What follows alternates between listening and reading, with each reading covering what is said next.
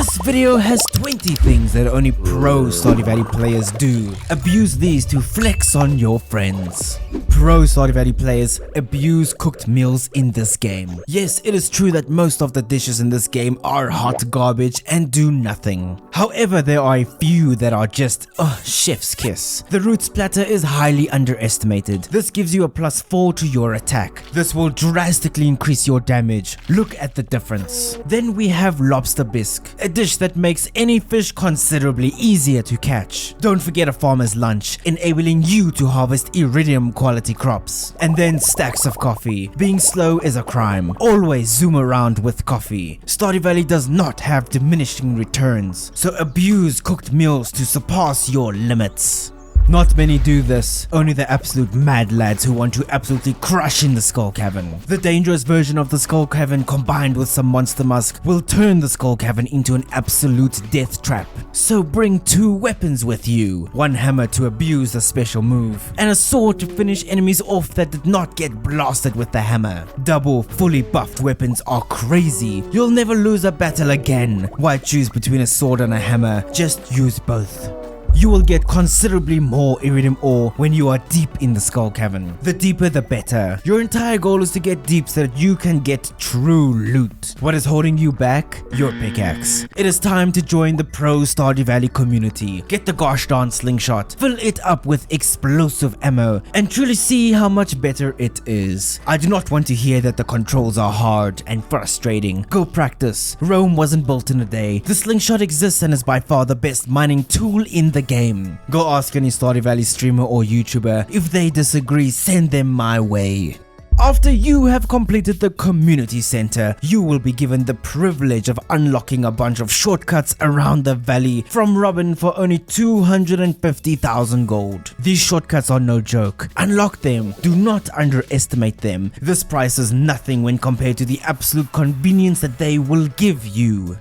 The first year in your playthrough is the most important, for a reason that you may not expect. Our boy Clint has a really weird mechanic where he will sell coal for a much higher price from the second year onwards. Solution? Ensure that you made enough gold in the first year so that you can buy a ton of coal from him in the first year. Stock up on coal now. You are going to need loads of coal during your entire playthrough. Don't buy high and sell low.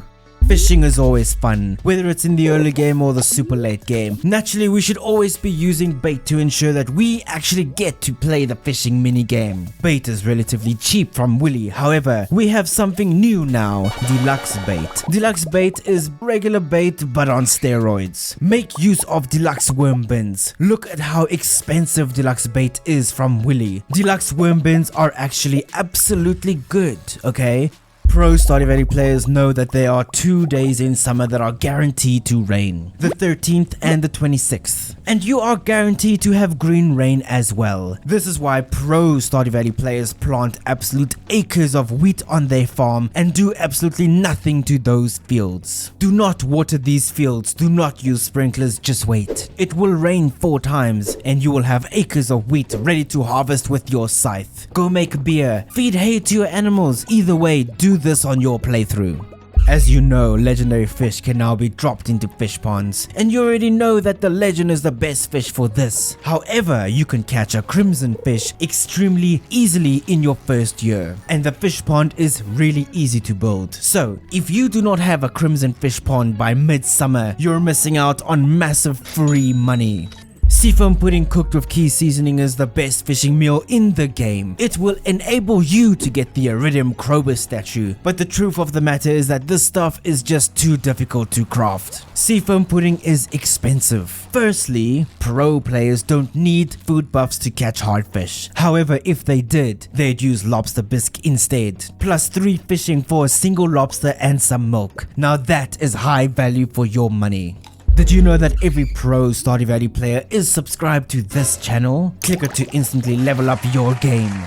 If for some reason you have no intention of using 2 weapons, then the only weapon you should be using is the hammer. Any hammer will do in this game. Pro players will only use the Conquer enchantment, as this enables them to defeat mummies without bombs. But if you struggle glitching the special move for maximum damage, then the Artful enchantment combined with the Acrobat profession is absolutely perfectly fine, allowing you to spam the special move as it drastically reduces the cooldown of special moves.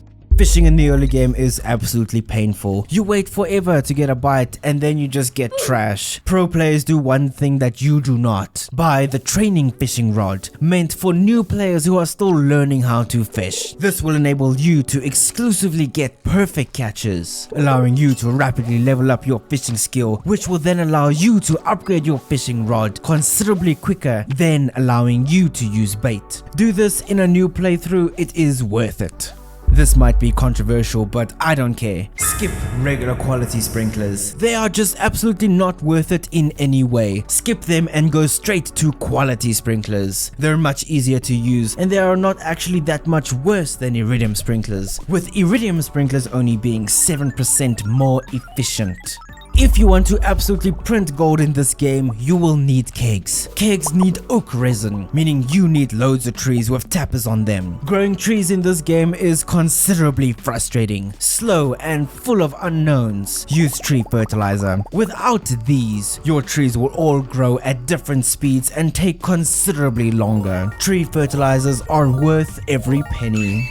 I will admit it, pro players do not use slime hutches. However, I do. Get a slime hutch, fill it up with slimes exactly like this. You can have a maximum of 20 slimes and you can squeeze them all into this tiny space. Ensure you have an iridium sprinkler, ensuring that they always have water, and make absolutely sure that there is flooring on the side where they live. Then just come back after a week for a full slime hutch of egg sacs. Look, collect them all, drop them all into slime egg presses and then sell the eggs for profit. Another thing that pro Stardew Valley players do not do. Most people will be duplicating jades for staircases or diamonds for gold. However, I prefer to replicate star shards. They are just ever so slightly less profitable than diamonds, but look at how cool these minerals look. Worth it in my opinion, crazy but can be true.